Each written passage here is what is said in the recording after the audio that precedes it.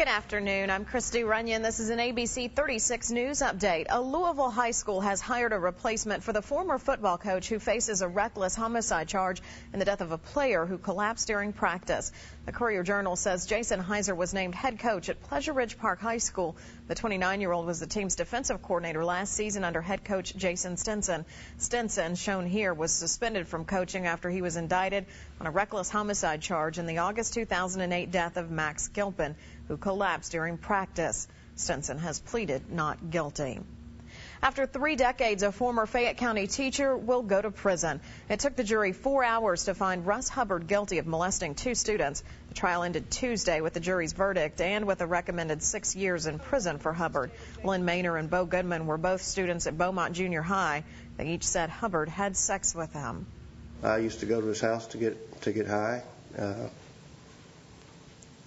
As much as I could, and the times I would stay there, it seemed like it always ended up that way.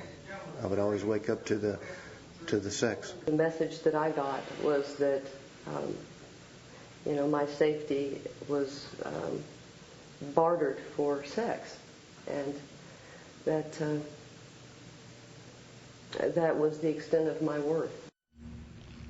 Goodman claimed Hubbard had given him pot. Hubbard denied all the accusations.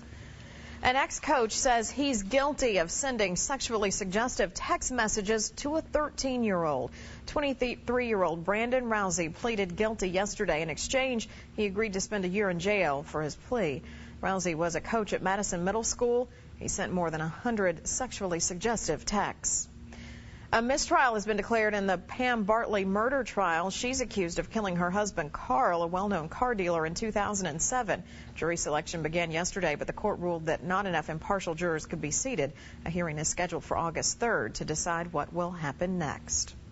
A pickup truck driver got quite a scare this morning traveling along I-75. Police say the driver lost control just after 7 and flipped the pickup over.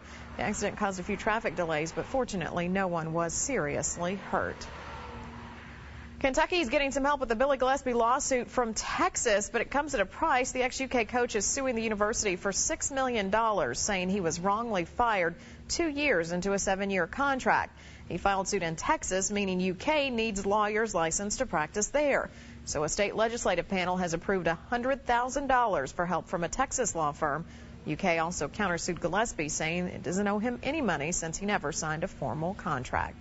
That's your ABC 36 News update.